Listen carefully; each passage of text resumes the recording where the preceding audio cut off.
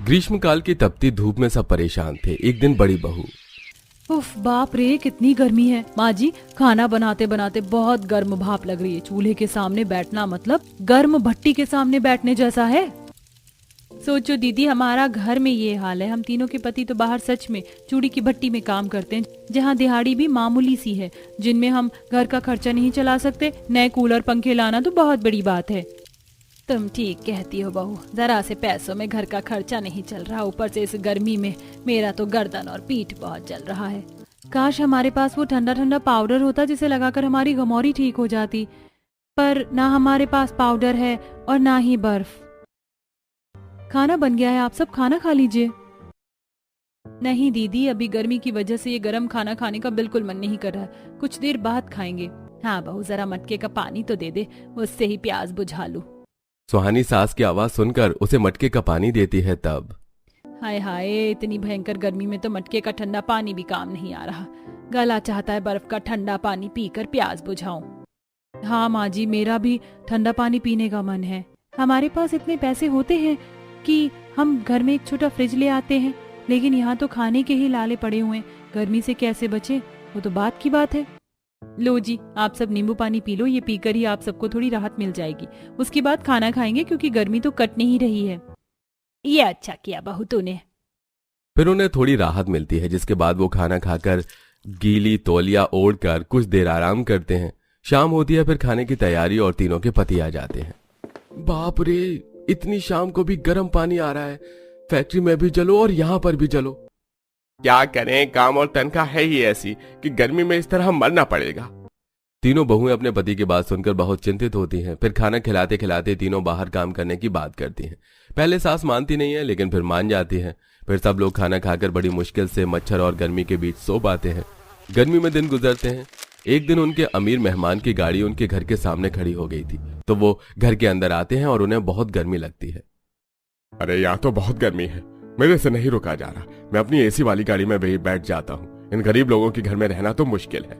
अरे आप थोड़ी देर बैठ जाइए ना, हम आपको शरबत देते हैं, आपको हवा कर देते हैं। क्या करें, हमारे घर में कूलर एसी नहीं है, इसीलिए तो हमें तुम्हारे घर में नहीं रहना।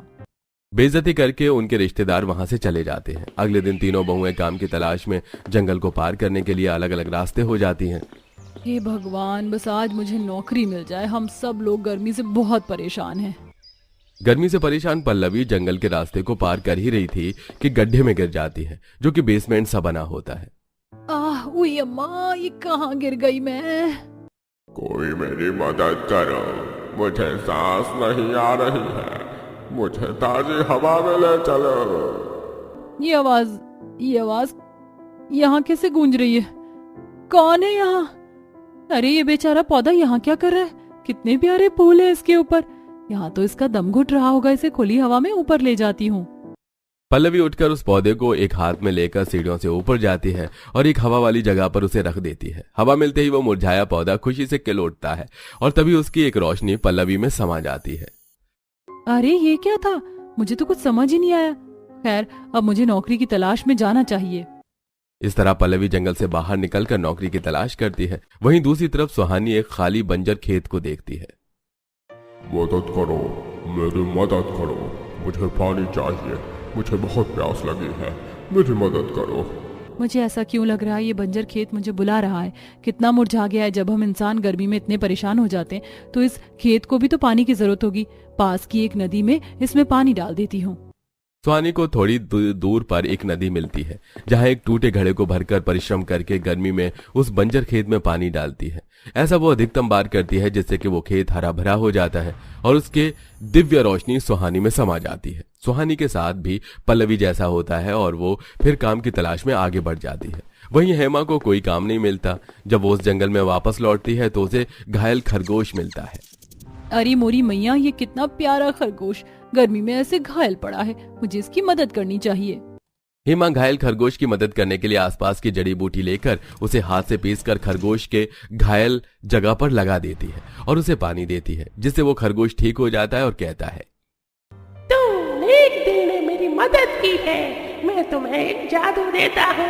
इस जादू से तुम कुछ भी कर पाओगी और किसी होने वाली दुर्घटना को भी रोक पाओगी। नहीं, क्या मैंने सही सुना? एक खरगोश बोल भी सकता है? नहीं, मेरे सर पर इतनी गर्मी चढ़ गई कि मुझे कुछ भी उल्टा सुनाई दे रहा है। हेमा उस खरगोश को छांव में छोड़कर घर की तरफ बढ़ती है और सास को कहती है, माँ जी मैंने बहुत ढूंढा, मुझे कोई नौकरी नहीं मिली। हाँ माँ जी, हम दोनों बहुओं को भी कोई नौकरी नहीं मिली। काश माँ जी हमें इस गर्मी में ठंडा ठंडा खाने पीने को मिल जाता, जैसे कि आइसक्रीम, ठंडी कुल्फी, रबड़ी, कोल्ड ड्रिंक, तो थोड़ा चैन मिल जाता। हेमा के ये कहते ही उसके हाथों से जादू निकलता है और तेज रोशनी में उनके सामने खाने पीने की सारी ठंडी चीज आ जाती है। ये देख सभी हैरान होते हैं। हेमा दीदी, आपके कहने वाली सारी चीज ऐसे कैसे आ गई? मुझे नहीं पता, मैंने तो बस ऐसे ही बोला था। अच्छा दीदी, तो एक बार ये बोलो कि टेस्टी चाउमीन बर्गर आ जाए। मेरी सुहानी के लिए टेस्टी चाउमीन बर्गर हाजिर हो। ये बोलते ही खाने पीने की चीज सबके सामने आ जाती है। अरे बाप रे हेमा दीदी, आपके कहने से तो सच में जादू हो गया। ये कैसे हुआ? मुझे लगता है हेमा को किसी ने काम करने का आशीर्वाद दिया है, जरूर यही हुआ होगा। अरे हाँ, एक जादू सी तो रोशनी आई थी मेरे अंदर, हो सकता है ये वही जादू हो। ऐसा तो मेरे साथ भी हुआ था, इसका मतलब मैं भी जादू कर सकती हूँ। पर क्या? फिलहाल तो गर्मी हो रही है, ठंडी हवा मिल जाती तो मजा आ जाता। ये कहते ही पल्लवी के हाथों से जादुई ठंडी हवा निकलती है जो पूरे घर में घूमने लगती है। सबके साड़ी के पल्ले और बाल उड़ने लगते हैं। अरे अब ये सब कैसे हो गया? ठंडी हवा चलने लगी, आप दोनों को लगता है जादू मिला है। काश मेरे हाथ में भी जादू होता तो मैं भी किसी भी चीज को बर्फ में बदल देती। तभी सुहानी के हाथ से भी ऐसा जादू होता है कि सामने घर की दीवार बर्फ की बन जाती है। ओ तेरी की, ये तो सच में हो गया। सामने की दीवार बर्फ की हो गई और अब कितना ठंडक महसूस हो रही है। अरे ये क्या हो गया? हम तीनों जो बोलते हैं वही हो जाता है। अब सुहानी भी जादू कर रही है। मैं सब समझ गई बहुओं, अच्छा काम करने का तुम तीनों को फलस्वरूप जादू मिला है, जिससे मेरी एक बहू कुछ भी कर सकती है, दूसरी हर चीज को बर्फ बना सकती है, तीसरी बहू घर में ठंडी हवा फैला सकती है। आपने बिल्कुल ठीक कहा माँ जी, हम तीनों ने मदद तो की है। मैं घर में और हवा फैला देती हूँ जिससे हमें गर्मी नहीं लगेगी, और मैं पूरे घर को बर्फ का घर कर देती हूँ जिससे घर ठंडा रहे, और मैं कुछ भी खाने पीने की ठंडी चीज ले आती हूँ। बहू, खाना पीना तो अभी खा लिया है हमने, हमारे घर को थोड़ा बड़ा कर देना कहकर। ठीक है माँ जी। हे मेरे जादुई हाथ, इस घर को बहुत बड़ा और सुंदर सा बना दो, जहाँ रहने की हर चीज हो।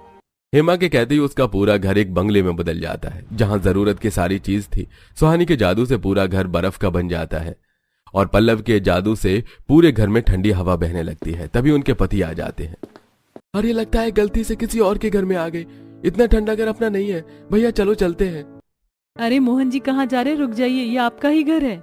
अरे हाँ, ये तो सच में हमारा घर है, लेकिन इतना बड़ा और एसी जैसा ठंडा क्यों है? यहाँ पर तो कोई भी एसी भी नहीं है। ये सब बहुओं की जादू से हुआ है। क्या सच में? माँ, हम तीनों की पत्नी जादुई हो गई हैं। हाँ, और इस जादू से ये घर बर्फ जैसा ठंडा किया है और बड़ा किया है। जादू से यहाँ ठंडी ठंडी फालूदा आ जा।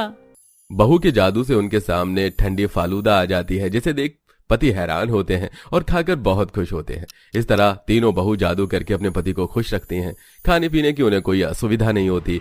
एक दिन उनके वही पुराने रिश्तेदार की गाड़ी खराब होती है।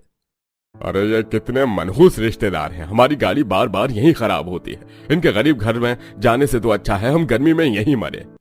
अरे भाई साहब, हमेशा ऐसा नहीं बोलते। आप एक बार हमारे घर में तो चलिए, आपको गर्मी का एहसास तक नहीं होगा। अपनी झोपड़ी में एसी लगवा लिया तुम लोगों ने, ऐसा ही समझ लो। मेहमान उनके घर में आते हैं जहाँ पैर रखते ही उन्हें ठंडी ठंडी हवा लगने लगती है और तीनों बहू खाने के लिए बेहतरीन चीज पेश करती हैं। तुम्हारे घर में कोई एसी तो दिख नहीं रहा, और झोपड़ी कहाँ चली गई? ऐसे कैसे अमीर हो गए तुम 2 हफ्तों के अंदर ही? बस हो गया, मेरे चाचा जी, मेरे पति इतना कमाते जो हैं। खैर, आप आइसक्रीम का मजा लीजिए ना, गर्मी बहुत हो रही है। तभी मेहमानों की अच्छे से खातिरदारी करके तीनों जादुई बहू उन्हें विदा कर देती हैं। ऐसे ही तीनों बहू किसी गरीब के घर में जाती तो वहां भी अपने जादू से ठंडी हवा कर देती, उनके गर्म पानी को छूकर ठंडे पानी या बर्फ में तब्दील कर देती, जिससे कि वो लोग गर्मी में राहत पाएं। एक दिन तो तीनों बहू ने अपने जादू से घर के आंगन में तालाब बना लिया जहां बर्फ के टुकड़ों का पानी था और उसमें नहा रहे थे। अरे वाह, कितना मजा आ रहा है। कभी हम गर्मी में बहुत परेशान होते थे, लेकिन अब सब ठीक है। ये लीजिए माँ जी, आपके ऊपर पानी डाल रही हूँ मैं। बस कर बहू, बस कर। आज हम जितना भी खुश हैं वो सब तुम तीनों की वजह से। भगवान तुम्हारे जैसी बहू सबको दे। इस तरह तीनों जादुई बहू अपने पति के काम आती हैं। एक का पति बर्फ बेचने का काम करता है, दूसरे का पति ठंडा पानी बेचने का, और तीसरे का पति गर्मी में फलों को बेचने का काम करता है, जिससे धीरे धीरे उन सब के घर की स्थिति ठीक हो जाती है। क्या बहू, थोड़ा वक्त ज्यादा ले लिया कर, पर खाना ढंग से ही बनाया कर। हाँ अपर्णा, मम्मी कितनी बार तुम्हें समझा चुकी हैं, लेकिन तुम अभी तक खाना बनाना नहीं सीखी हो। शादी के इतने साल हो गए पर आज तक मैंने तुम्हारे हाथ से अच्छा खाना नहीं खाया। मैंने तो पूरी कोशिश की थी, पता नहीं ये बार बार खाना खराब क्यों हो जाता है। पक्का ये मसाले की गलती है, मेरी नहीं है। बस करिए भाभी जी, कब तक चूल्हे मसाले सब्जियों की गलतियां निकालती रहेंगी। मुझे लगता है आपको ये बात मान लेनी चाहिए कि आपको खाना बनाना आता ही नहीं। छोड़ विपिन, मैं तेरी बहू लेकर आऊंगी ना, वही खिलाएगी हमें हर रंग का खाना बनाकर। अब कुछ ही दिनों में उर्मिला को अपने बेटे के लिए एक सुंदर सी लड़की का रिश्ता मिल जाता है, जिस रिश्ते की बात करने के लिए वह उनके घर पहुंचती है। अरे आप लोग आइए ना, अंदर बैठिए। मालती जी, आपकी बेटी तो बहुत सुंदर है। क्यों अपर्णा, मैंने सही कहा ना? राधिका ये तुम्हारी जेठानी है और वो तुम्हारे जेठ, और ये मेरा छोटा बेटा, तुम्हारा होने वाला पति, अगर तुम्हें पसंद हो तो। जी मुझे पसंद है अपने होने वाले पति। लो जी, इससे अच्छी और क्या बात होगी। बहू रानी आगे से कह रही है कि उसे मेरा बेटा पसंद है। अब तो जाते हैं, सीधा शादी की तैयारी करते हैं। नहीं नहीं, जाते कैसे हैं, खाना खाकर जाइए। मेरी बेटी राधिका ने बहुत प्यार से आप लोगों के लिए लंच तैयार किया है। अब मालती के कहने पर सारा परिवार डाइनिंग टेबल पर बैठकर लंच करने लगते हैं। अरे वाह बहू, क्या खाना बनाया है तूने, मेरा तो तूने दिल ही जीत लिया। सही कहा मम्मी, खाना तो राधिका जी ने बहुत स्वादिष्ट बनाया है। मैं तो ऐसे खाने के टेस्ट के लिए तरस चुका था। क्यों अपर्णा, सही कहा ना? इनका मुंह कुछ ज्यादा ही नहीं खुल रहा यहाँ पर। और मैं यहाँ पर क्यों ही आई हूँ? मुझे पता है कि ये लोग इनडायरेक्टली मेरी बेइज्जती ही कर रहे हैं। हाँ, मेरी होने वाली देवरानी ने खाना तो सच में अच्छा बनाया है। अब सारा परिवार राधिका को पसंद करके वहाँ से लौट जाते हैं। तभी शाम को अपर्णा सबके लिए खाना बनाकर डाइनिंग टेबल पर परोसती है। अरे यार, फिर से यही बोरिंग खाना खाना पड़ रहा है। अच्छा होता राधिका का खाना थोड़ा सा पैक करवा लेता। हाँ अपर्णा, तेरे खाने में तो दम ही नहीं है। इससे अच्छा और स्वादिष्ट खाना तो तेरी होने वाली देवरानी ने बनाकर खिलाया हमें। अभी तो देवरानी इस घर में आई भी नहीं है और उसका बोलबाला ये लोग करना शुरू भी कर चुके हैं। अगर वो इस घर में आई तो मेरी तो इम्पोर्टेंस ही खत्म हो जाएगी इस घर में। कुछ तो करना पड़ेगा। अब अपर्णा के मन में अपनी देवरानी के लिए बहुत खटास भर चुका था। ऐसे ही कुछ समय गुजरते हैं और अपर्णा के देवर की शादी पूरी विधि विधान के साथ हो जाती है। आओ बहू रानी, अपने सीधे पैर से कलश को अंदर की तरफ गिराकर घर के अंदर आओ। अगले दिन सुबह राधिका अपनी सास के कमरे में आती है। माँ जी, आज मेरी पहली रसोई है, बताओ क्या बनाऊं पहली रसोई के खाने में? अरे बहू, तुझे जो ठीक लगता है तू वो बना ले, पर खाना थोड़ा ज्यादा बना लियो क्योंकि 10 से 20 लोग भी आ रहे हैं खाने पर। अब दरवाजे के पास से गुजरती हुई अपर्णा सारी बातें सुन लेती है और वहीं खड़ी मन में कहती है, अरे मेरे दिमाग से ये कैसे निकल गया कि आज मेरी देवरानी की पहली रसोई है। यही अच्छा मौका है अपनी देवरानी की बेइज्जती करवाने की, जिसके बाद मेरी सास इसका खाना तो दूर देखना तक पसंद नहीं करेंगी। अब अपर्णा पड़ोस के घर में जाती है। कुंती दीदी, आपके पास कोई सिलेंडर होगा क्या? मेरे घर में मेहमान आने वाले हैं और अचानक से सिलेंडर खत्म हो गया। आधा सिलेंडर भी होगा तो चलेगा। सिलेंडर तो नहीं है अपर्णा, और मेरा सिलेंडर भी खत्म होने वाला है। थोड़ा बहुत गैस है इसमें, बस इसी की तो जरूरत है। हाँ, आप यही दे दो। अब अपर्णा पीछे के रास्ते से रसोई में सिलेंडर को लेकर आती है और भरा सिलेंडर हटाकर खाली सिलेंडर गैस में लगा देती है। इसके बाद वो अपनी देवरानी के पास जाती है। देवरानी जी, चलिए मैं आपको रसोई में छोड़ देती हूँ। अपर्णा राधिका को लेकर रसोई में आती है। ठीक है देवरानी जी, मैं जा रही हूँ, कुछ देर में मेहमान भी आने वाले हैं, तब तक आप खाना बना लीजिए और मेरी बात ध्यान से सुनिए। आपको किसी भी चीज की जरूरत होगी तो आप मुझे फोन करिएगा और भूल से भी रसोई से बाहर मत आइएगा। आप नई बहू है ना, अच्छा नहीं लगता। इतना कहकर अपर्णा वहां से चली जाती है। राधिका भी अपनी पहली रसोई का खाना बनाने में जुट जाती है। अरे मैंने कब से ये पूरियां तेल में रखी हुई हैं, लेकिन मेरी पूरियां फूल ही नहीं रही हैं। गैस जल नहीं रही है क्या? अब राधिका गैस की आंच की तरफ देखती है। हे भगवान, ये गैस तो जल ही नहीं रही। इसका मतलब सिलेंडर खत्म हो चुका है। अब मैं अपनी पहली रसोई का खाना बिना गैस के कैसे बनाऊंगी? हाँ, जेठानी जी ने कहा था मुझे फोन करना अगर कोई भी दिक्कत हो। अब राधिका 40 से 50 कॉल अपनी जेठानी को मिला देती है, लेकिन अपर्णा उसकी एक भी कॉल को रिसीव नहीं करती। बाप रे, 50 कॉल कर दिया है देवरानी जी ने, लेकिन मैं अभी कॉल उठाऊंगी नहीं। मैं भी देखती हूँ मेरी देवरानी जी बिना गैस के अपनी पहली रसोई का खाना कैसे बनाती है। जेठानी जी ने तो फोन ही नहीं उठाया। राधिका, तुझे कुछ करना होगा, सभी लोग खाने का इंतजार कर रहे हैं। क्या करूं? सब्जियां तो बन गई हैं। ये पूरी थोड़ी कुरकुरी हो गई। एक काम करती हूँ, इन कुरकुरी पूरियों से कचौड़ियां बना लेती हूँ। फ्रिज में जाकर देखती हूँ और क्या क्या पड़ा है। राधिका कचौड़ी बनाकर फ्रिज को खोलती है, जहां उसे ढेर सारे फ्रूट्स, ब्रेड और भीगे हुए चने, मूंग दाल, छोले दिखते हैं। चलो यहाँ पर कई तरह की चीजें मुझे मिल गई है। इन फ्रूट से फ्रूट कस्टर्ड बना लूंगी और ब्रेड से सैंडविच। और जेठानी जी ने कल ही ये मूंग की दाल और छोले पानी में भिगोए थे, ये बहुत अच्छे तरीके से अंकुरित हो गए हैं, तो मैं इससे स्प्राउट्स चाट बना लेती हूँ, सबको बहुत अच्छा लगेगा। एक सेकेंड, यहाँ तो अमूल का दही भी रखा हुआ है, क्यों ना मैं इससे बूंदी का रायता बना लूं, गर्मी बहुत पड़ रही है, सबको पसंद आएगा। राधिका सारे सामान को लेकर रसोई के स्लैब पर रखती है कि तभी उसकी नजर एक मुरमुरे के पैकेट पर जाती है। अरे ये तो मुरमुरे हैं, एक काम करती हूँ, इन मुरमुरे में नमकीन वगैरह मिलाकर नींबू निचोड़कर इससे झालमुड़ी बना देती हूँ। अब बिना गैस की राधिका अपनी पहली रसोई में पूड़ियों की कचौरी, मूंग दाल छोले की चाट, फ्रूट कस्टर्ड, पनीर चाट, रायता, सैंडविच, मुरमुरे, झालमुड़ी बनाकर तैयार करती है और लाकर सबके लिए डाइनिंग टेबल पर सर्व करती है। घर में आए हुए रिश्तेदार सरला, बिमला, कमला, बिंदु राधिका की बनाई हुई चीजों को खाना शुरू करते हैं। ओहो हो मजा आ गया, ये फ्रूट कस्टर्ड, ये पनीर चाट, सैंडविच और ये कचौड़ियाँ तो बहुत अच्छी बनी है। सच में, और उर्मिला तेरी बहू का तो जवाब नहीं, बहुत बढ़िया खाना बनाया है। वहीं दूर खड़ी उर्मिला राधिका से कहती है, बहू तुझे तो पकवान बनाना था, फिर ये सब क्या है?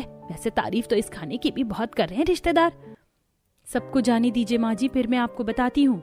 अब सभी लोग खाने का आनंद लेकर बहू को शगुन देकर वहाँ से चले जाते हैं। हाँ बहू, अब बता क्या बात थी? माँ जी ये सब मैंने इसलिए बनाया क्योंकि मैं जैसे ही रसोई में गई कुछ देर बाद ही सिलेंडर खत्म हो गया था। जेठानी जी ने कहा था किसी को कुछ मत कहना, सिर्फ मुझे ही कहना जो भी कहना हो, और मैंने उनको करीबन 50 कॉल की, लेकिन उन्होंने मेरी एक भी कॉल का रिस्पॉन्स नहीं दिया। मेरा तो फोन ही साइलेंट है माँ जी। ये सिलेंडर कैसे खत्म हो सकता है? ये बात मुझे कुछ हजम नहीं हुई। दाल में जरूर कुछ काला है, पता लगाना पड़ेगा। अच्छा चिंता मत कर, मैं लगवाती हूँ सिलेंडर। आज तो बच गई देवरानी जी आप, लेकिन कल ना मैंने आपकी बैंड बजा दी तो मेरा नाम भी अपर्णा नहीं। अब अगले दिन सुबह राधिका खाना बनाकर अपने कमरे में चली जाती है, तभी पीछे से वहां अपर्णा पहुंचती है।